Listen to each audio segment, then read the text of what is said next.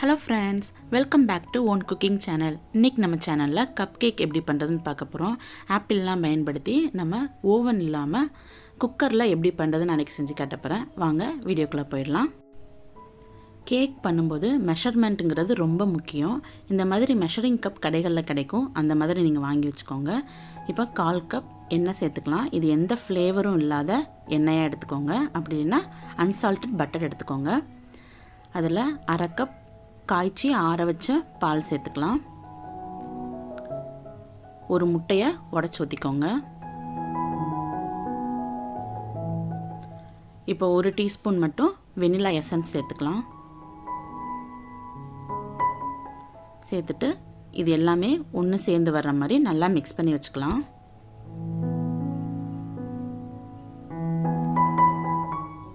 இப்போ இது ஓரமாக இருக்கட்டும். இப்போ ட்ரை இன்க்ரீடியன்ட் எல்லாமே சேர்த்துடலாம். இப்போ 1/2 கப் மைதா சேர்த்துக்கலாம். 1 கப் சேர்த்தேன். இப்போ ஒரு 1/2 கப் 1/2 கப் மைதா. அதுக்கு 3/4 கப் சுகர் சேர்த்துக்கோங்க. 1 டீஸ்பூன் பேக்கிங் பவுடர் சேர்த்துக்கலாம். 1 டீஸ்பூன் பேக்கிங் சோடா சேர்த்துக்கோங்க. ஒரு ஆப்பிளை இந்த மாதிரி குட்டி குட்டியாக கட் பண்ணி வச்சுருக்கிறேன், அதையும் சேர்த்துக்கலாம். சேர்த்துட்டு ஃபஸ்ட்டு இதை நல்லா மிக்ஸ் பண்ணி விட்டுக்கோங்க. அப்போ தான் பேக்கிங் பவுடர் சோடா எல்லாமே எல்லா பக்கமும் ஈவனாக ஸ்ப்ரெட் ஆகும்.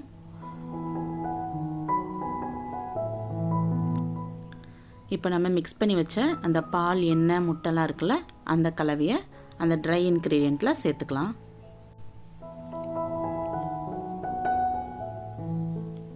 இப்போ இதை நல்லா மிக்ஸ் பண்ணி விட்டுக்கோங்க. நான் சொன்ன இதே அளவில் நீங்கள் செஞ்சிங்கன்னா மாவு கரெக்டாக வரும். அதனால் நீங்கள் பேக்கிங் பண்ணும்போது கண்டிப்பாக மெஷரிங் கப் யூஸ் பண்ணியே பண்ணுங்கள். அப்போ தான் கரெக்டாக வரும். பாருங்கள், நல்லா மிக்ஸ் பண்ணிட்டேன். இதுதான் நமக்கு கரெக்டான பதம். இப்போ நான் இந்த மாதிரி கடையில் கிடைக்கிற டீ கப் எடுத்துருக்கிறேன். இதில் நம்ம ஃபில் பண்ணிக்கலாம். கப்பு ஃபுல்லாக நம்ம ஃபில் பண்ணக்கூடாது. ஏன்னா நம்ம கேக் பேக் ஆகி வரும்போது இன்னும் நம்ம ஊற்றின அளவை விட டெவலப் ஆகி வரும். அதனால் ஒரு 3/4 அளவுக்கு மட்டும் மாவு எடுத்துக்கலாம். எடுத்துகிட்டு இந்த மாதிரி நல்லா டேப் பண்ணிக்கோங்க. அப்போ தான் ஏர் பபிள்ஸ் ஏதாவது இருந்தால் அது எல்லாமே வந்துடும். அதனால் ஊற்றிட்டு நல்லா டேப் பண்ணிக்கோங்க. பாருங்கள், நம்ம கப்பில் எல்லாத்தையுமே நல்லா ஊற்றி வச்சிட்டோம். இப்போ நம்ம குக்கரில் தான் வைக்க போகிறோம். இப்போ முதல்ல குக்கரை சூடு பண்ணிக்கோங்க. அதில் அடியில் மணல் இல்லைன்னா இந்த மாதிரி தூள் உப்பு போட்டுக்கலாம். இது நான் ஆல்ரெடி பேக்கிங்காகவே யூஸ் பண்ணுற உப்பு, அதனால தான் கலர் இப்படி இருக்குது. ஸ்டாண்ட் வச்சுக்கோங்க. அப்படி இல்லைன்னா ஒரு பிளேட் ஏதாவது, அதாவது உப்புலேருந்து நம்ம கேக் வைக்கிறதுக்கும் டிஸ்டன்ஸ் இருக்கணும்.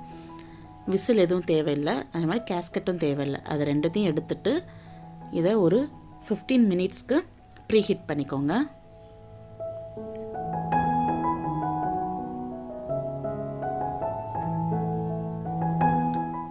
நல்லா சூடேறிட்டு இப்போ நம்ம அந்த கேக்கை உள்ளே வச்சிடலாம்.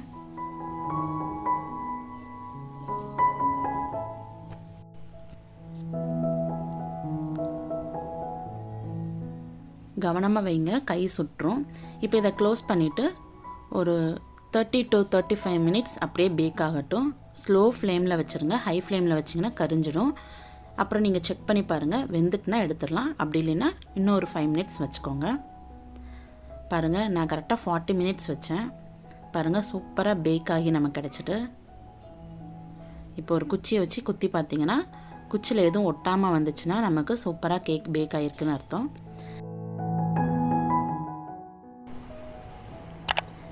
பாருங்கள், கேக் எவ்வளோ சாஃப்டாக வெந்திருக்குன்னு. இதே மாதிரி நீங்களும் வீட்டில் ட்ரை பண்ணி பாருங்கள்.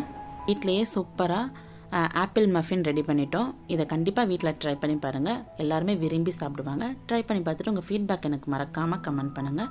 சேனல் உங்களுக்கு ரொம்ப பிடிச்சிருந்தா சேனலை சப்ஸ்கிரைப் பண்ணிக்கோங்க. அப்படியே பக்கத்தில் இருக்கிற பெல் பட்டனையும் கிளிக் பண்ணிக்கோங்க. ஓகே ஃப்ரெண்ட்ஸ், நெக்ஸ்ட் ஒரு இன்ட்ரெஸ்டிங்கான ரெசிபியோட நான் உங்களை மீட் பண்ணுறேன். அது வரைக்கும் பாய்.